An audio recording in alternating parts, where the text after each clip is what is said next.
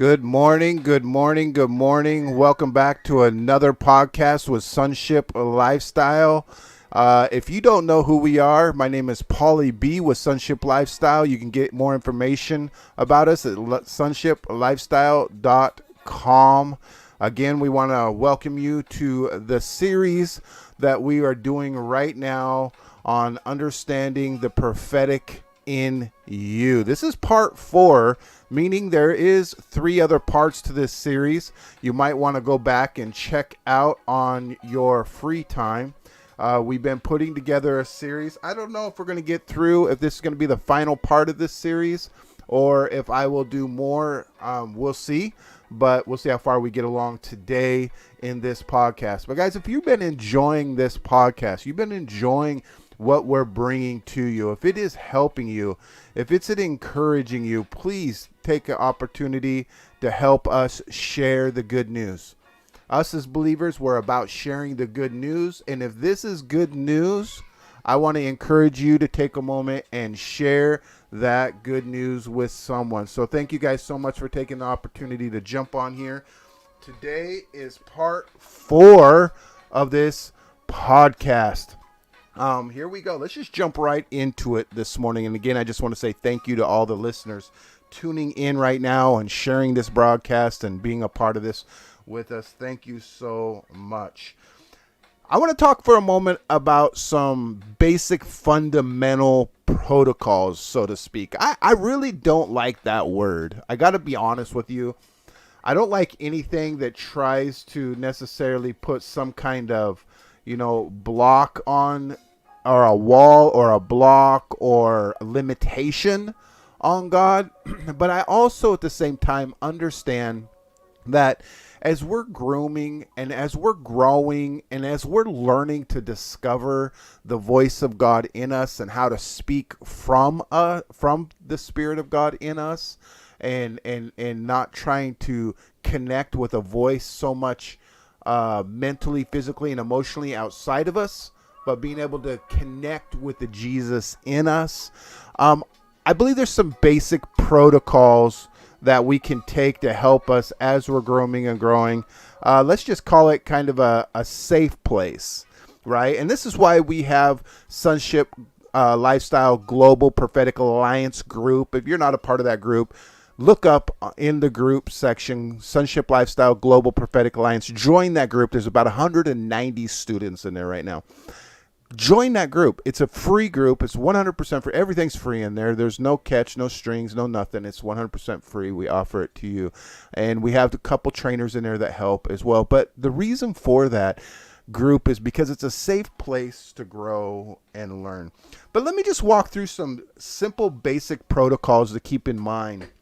And then I'm going to give you some practical ways that we can learn to hear the voice of God and to practice and exercise on a daily basis outside of some of the tips I gave you in day 2 and day 1, to be able to practice and use. And I hope you're practicing them. I hope you're actually using some of the content that we're bringing to you, because this is the stuff that's helped me to learn to master the voice of God. This has helped me to stop questioning, is this me or is this you talking, God? I got stuck in that rut for so long, and I couldn't get out of that rut. And the things that I'm sharing with you are some of the stuff that's helped me to get out of that rut. And a lot of that is just growing. It's just use. It's just exercise. It's just training and learning. So one of the first protocols, for prophecy, especially beginners, I would like to just use this as the first one is, try when you get a word, try this. Try the word out on yourself before giving it to someone else. This is a great way to practice in the beginning. This is a great way to exercise, like share the word. I mean, there's times that, honestly, guys, as we're growing, this might sound silly to you, okay? But it wasn't silly to me because I took this thing serious. And I knew that people looked up to me, so to speak, and I knew I just didn't want to just say flippant things just to say them. And I wanted to say things that I really felt in my heart were from Jesus, that really was convicted with a pure consciousness, that I was honestly giving something pure from my heart. And so what I began to do is I began to look in the mirror and I began to talk to the Jesus in me in the mirror. And I started asking these questions. How do you see? How do you feel? How do you think? What would you do in this? And then I would begin to just communicate with myself in the mirror. I get it. I realize it. According to the natural world, they give medication to people like that. Like, right? Like, I get that concept. But at the end of the day, guys, we're learning to tap into our inner man, to the Spirit of God in us who identifies who we call us, right? So when I would get an unction in my heart on a word, I would look in the mirror and I would speak that word in the mirror. And then I would just ask Holy Spirit about the word. What do you think about it? What do you see? Is there anything that you would add to that? Is there anything that I'm overlooking or overseeing? What do you feel about that? What do you smell in that? What do you taste in that? What do you sense in that? Is there a word of knowledge in that? And then I would begin to take notes. And then before I ever gave the prophetic word to someone in the beginning, as I was learning, this, I would begin just that process of practicing like that. So, one of the first protocols I want to just give to you as you're growing and learning and practicing is always try out giving the word on yourself and then begin just to talk to Holy Spirit about it, right?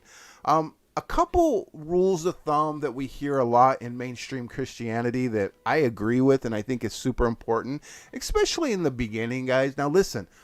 When I say protocols again, I don't like it because it puts limits on God. In my opinion, it puts walls up. But I also think it allows a safe place for us to grow. And it keeps it simple so that you can build that confidence and that you can really step out. And one of the things I often say is as you're growing and grooming, try to stay away from real directional words.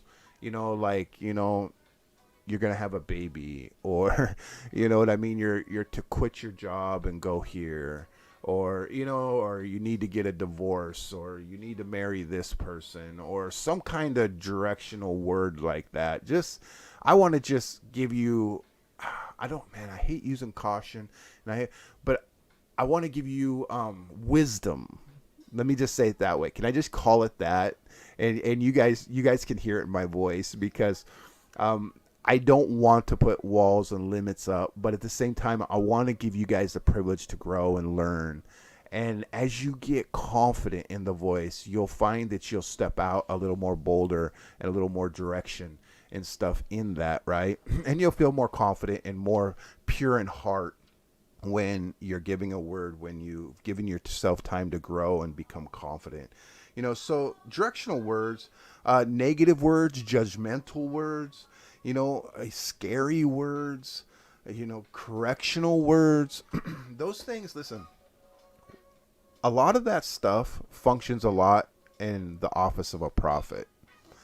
And we have to remember that we're prophesying, not saying that we're not prophesying as a prophet, a priest, because we have all of that in us. We function from all the gifts. We can function from any gifts we ever want to function from.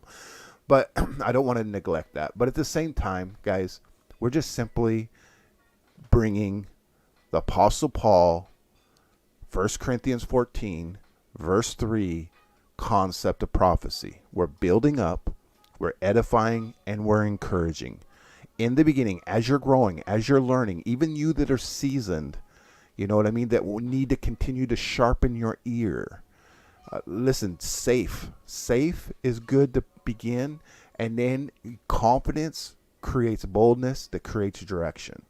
And then as that becomes pure in your own heart, right, when it's pure in your own heart, then we can release words, that are a little more directional stuff over time and season and growth. And a lot of times if I get something that's kind of scary or sounds scary or judgmental, man, I'll even run it across someone and say, does this sound like God to you? Like, really? And I'll go to someone I really truly trust, someone who's open-minded, someone who understands me as a person, that knows me, and also really is in tune with the Spirit of God himself.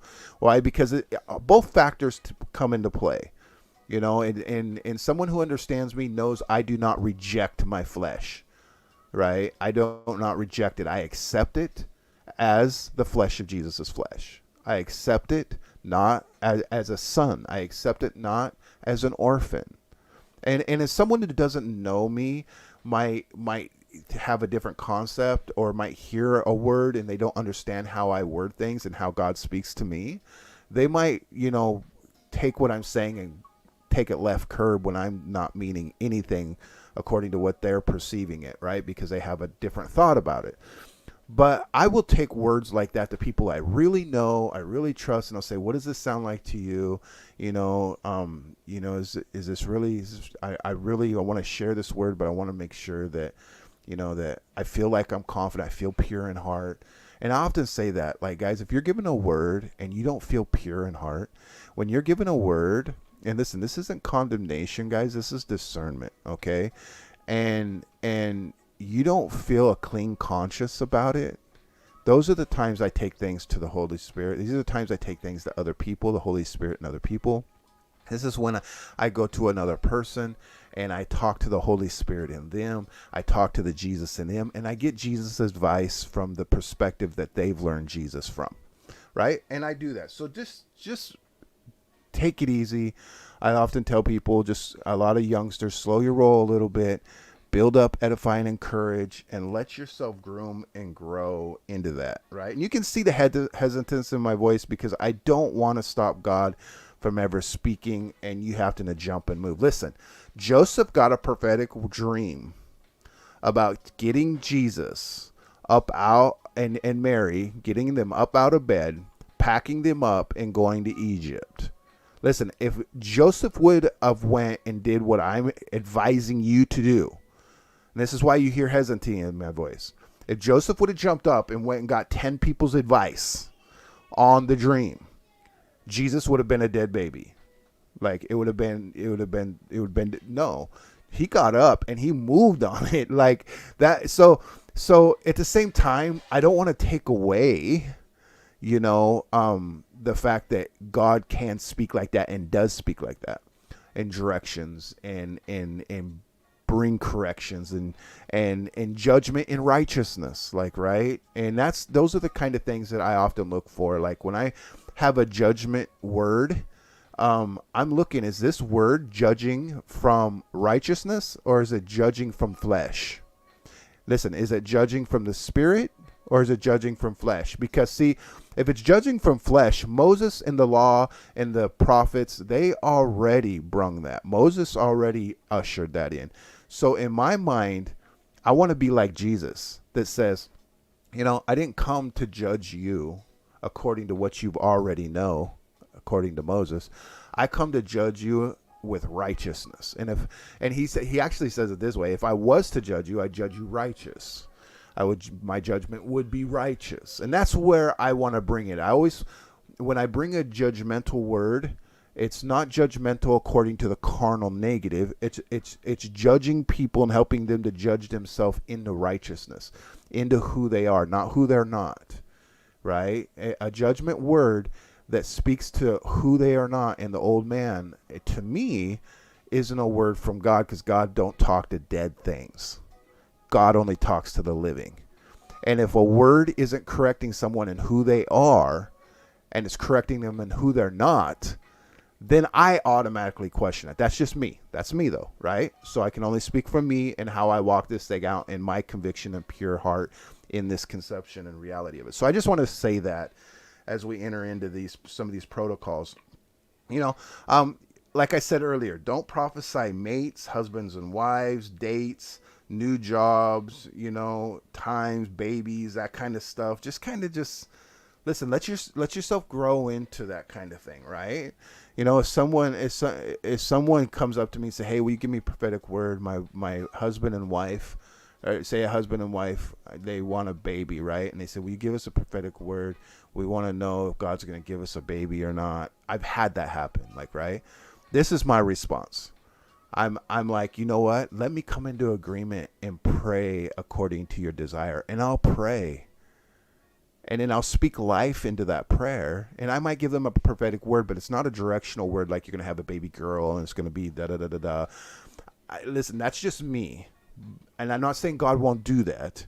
But I'm just saying, like, just as you're growing and learning, give yourself permission to grow and time to grow and not feel pressured to be put on the spot to have to try to stir something up that you're not really feeling pureness and heart about. Like, right? So like when I get in that position, I just say, hey, let me pray.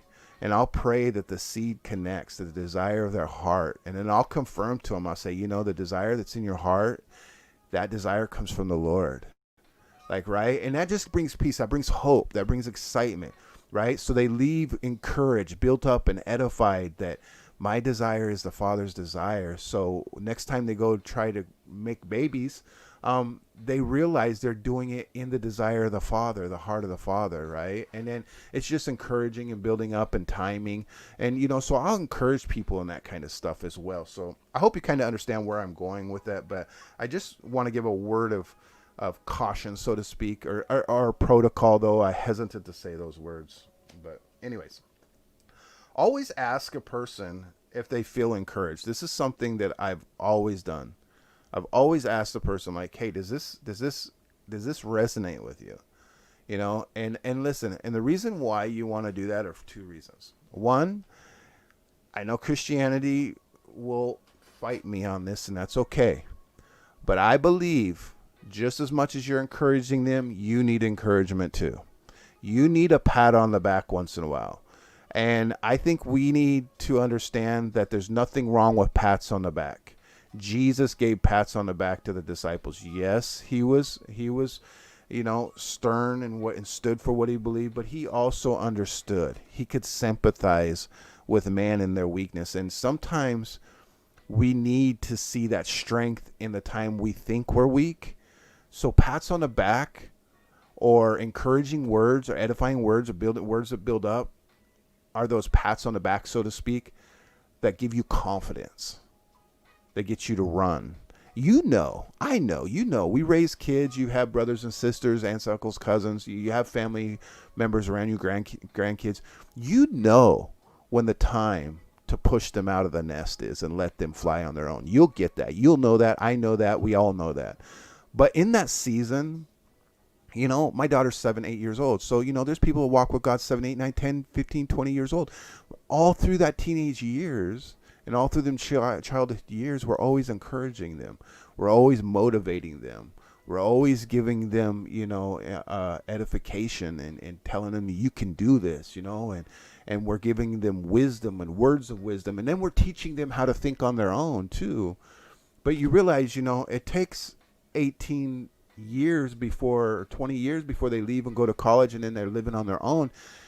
So don't rush the process with a new believer. And I think sometimes it's important for that they understand that. But at the same time, we can't expect a 5-year-old or a 10-year-old to be doing what a believer's been doing for 15, 20 years, right? We can't expect them to push them out like we would, to live out on, to run off on their own, without having the opportunity to groom and grow and be discipled, right? Because first of all, as we're training, through discipleship, and you guys aren't meant to be disciples all your life. I don't know if you guys know that or not. Me and you, we're not meant to be disciples all of our life. We're meant to be sons.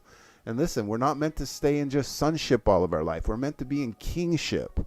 We're meant to be we're walking out like God, by God, through God, of God. Matter of fact, when people see you, they should see God. They should have a hard time identifying God outside of you. They should look at you and almost be like they were with Jesus.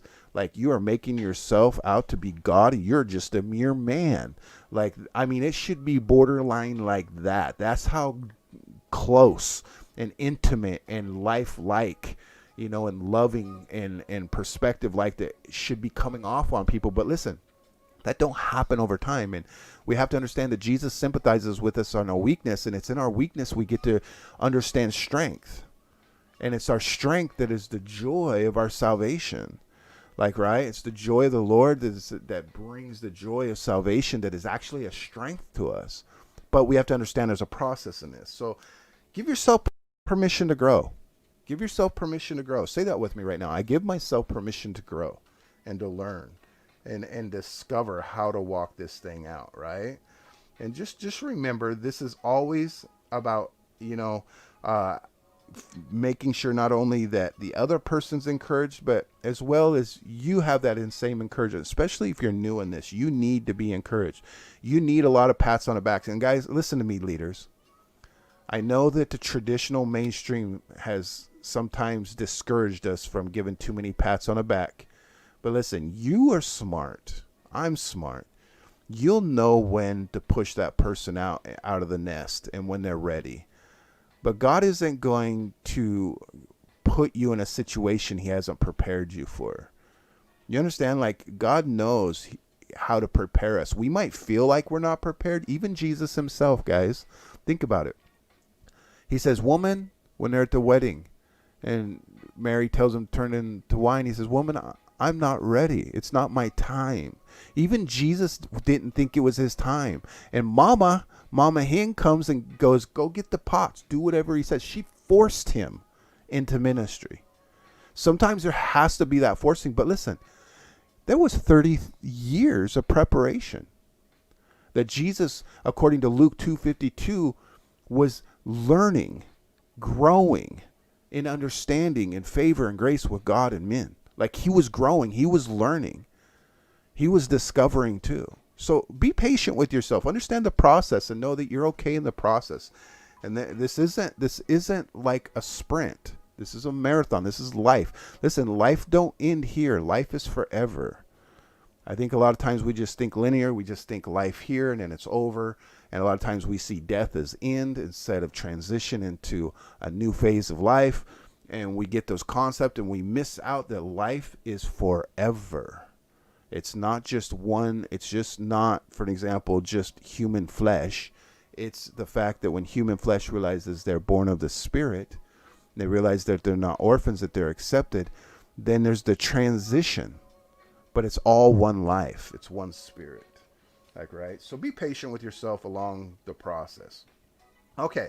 Now, I want to shift gears here real quick. And let me kind of just see real quick where we at on time. We're at 22 minutes. I want to take about 10 or 15 more minutes. In this segment, I want to talk. You know what? Maybe I should just stop right there. I think I'm going to stop right there and do one more session.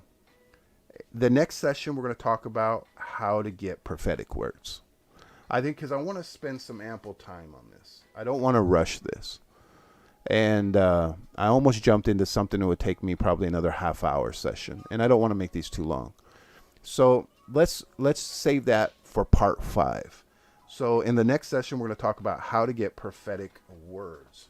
And I'm going to break this thing down. We're going to do practical activation. So this is the activation that I've been giving you guys to do and to use and to practice, okay? And this is it.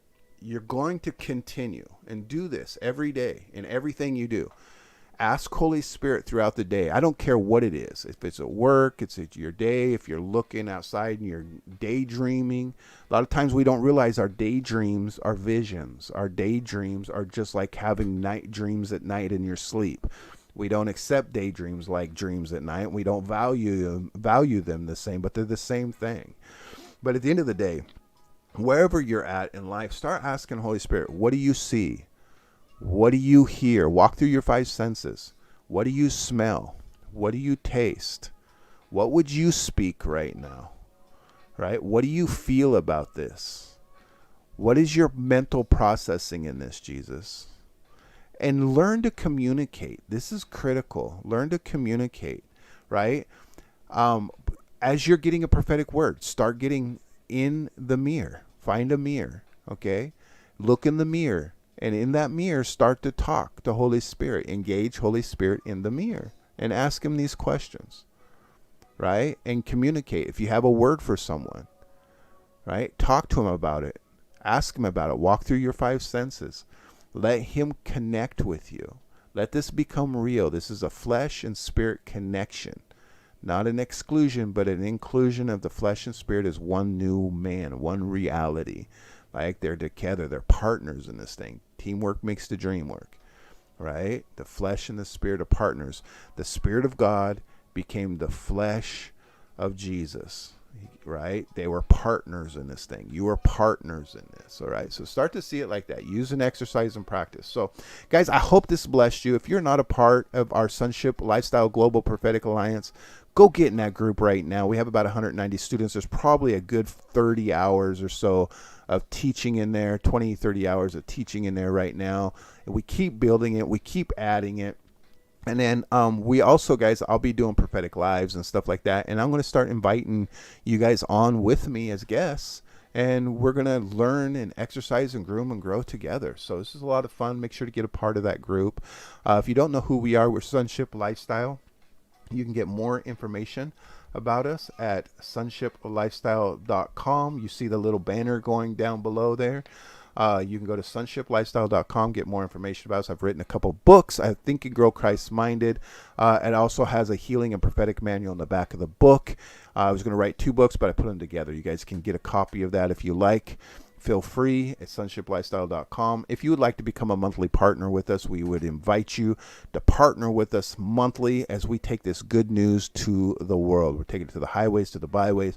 We're beginning to hold our own meetings. We're actually beginning to take people in our homes where they come and stay with us. We're going to do this a few times out of a year, maybe start out a couple times a year and then build up from there. But we're going to let people come and live in our homes with us for a whole week. We're going to train and disciple them for a whole week right in our homes. Hands-on experience, teachings, trainings right out of the living room. It's pretty awesome. My wife actually lets me bring complete strangers in the house. That's kind of crazy, but that's awesome. So, yeah, there's a lot going on. This is what you're sowing into. We have ministry we do in Kenya. We have we support over there. I think we have 3 or 4 churches over there right now that we support. We have a men's transition home over there. It's being built and finished. We got a lot going on, guys. So you're sowing into good soil if you sow into this, and it helps us to take this gospel to the globe. So, guys, thank you for the opportunity and the privilege of being on here with us. Thank you, guys, for sharing this broadcast. Make sure to share if this blessed you. And we will see you on the next podcast. And the next podcast, number 5, we're going to talk about how to get a prophetic word. It's going to be fun. God bless. We love you. Have an amazing day.